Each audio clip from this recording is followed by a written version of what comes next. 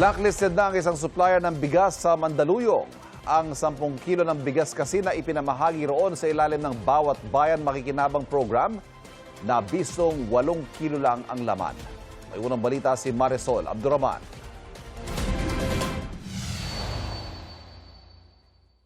Kumalat na sa social media nitong weekend ang mga bigas na naunang pinamahagi sa Mandaluyong sa ilalim ng programang Bawat Bayan Makikinabang o BBM. Nakalagay kasing reklamo ng ilang nakatanggap, 10 kilo dapat ang bigas, pero nang timbangin, 8 kilo lang. Ang 72 taong gulang na ginang na ito, excited sa bigas na natanggap sa Barangay Highway Hill sa Mandaluyong City. Pero nang ipatimbang sa kanyang mga kapitbahay, natuklasan din niyang kulang ito ng 2 kilo. Ngayon lang nalaman. Ngayon nyo lang nalaman yan. Kailan binigay sa inyo to? Ngayon ka, kanina lang. Kanina lang. Hindi kayo nagduda na kulang? Hindi. Kasi medyo Hindi naman namin iniisip na mga kulang yan. Hindi na nagustuhan ng kapwa niya senior citizen ang nangyari. Mali talaga.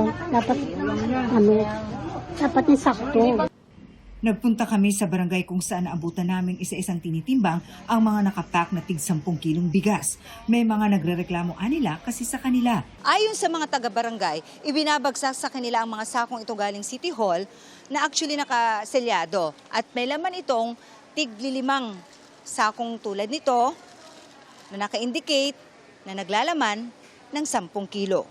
Pero nang timbangin, kulang din. May tama yung sako niya, may butas. Yung may mga butas sa sako, yan po yung kulang sa timbang. Yun, malamang, ito na yun. Kaya nga tayo nagtataka, ba't lumalabas na 9 kilos lang eh? Yung iba po may Kasi- 8 kilo lang. Kasi ang nakalagay talaga doon sa sako niya, 10 kilos.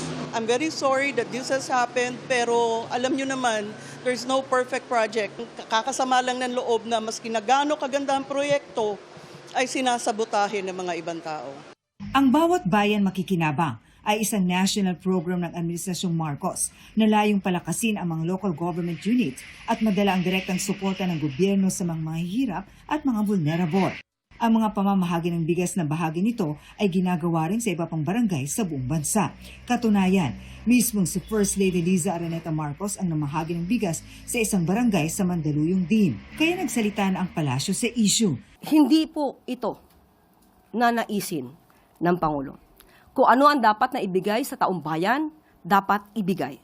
Nakipag-usap na rin umano ito sa Mandaluyong City Hall na nakakaalam-an niya sa nangyari. So ang action po ng supplier, ang sabi po, ang pangako ay papalitan ng buo na 10 kilos ang sako na nakakuha ng 8 kilos. Bibigyan ng additional na 10 kilos na bigas. At hindi na babawiin ang una na ibigay na mga 8 kilos lang. Sabi naman ng City Hall na namamahala sa pagkuha ng din pinangalan ng supplier, lumabas sa kanilang investigasyon na hindi lalampas sa 50 sa 29,500 na sako ng bigas ang nabawasan. Ang sinisisi umano ng supplier ng bigas ay ang kanilang driver at pahinante. Umamin yung isa sa driver o yung pahinante. Talagang tinanggal niya na yung driver at yung sa pahinante. And then, sabi niya sa akin, whatever problem daw, ipasa ko sa kanya. Kumbaga, papalitan niya or magdadagdag siya. Hindi ito sapat ayon sa alkalde. Hindi enough yan na basta mo lang mapapalitan, sorry na lang. Kailangan kang managot kasi hindi po pwedeng kami lang lahat ang sasagot. Blacklisted na ngayon ang nasabing supplier sa City Hall na hindi namin makuhanan pa ng panig dahil hindi pinangalanan ng City Hall. Ang LGU po ay nagdesisyon na i-blacklist ang supplier at may isinasagawa na rin po silang pag-iimbestiga patungkol po dito. Ito ang unang balita. Marisol Abduraman para sa GMA News.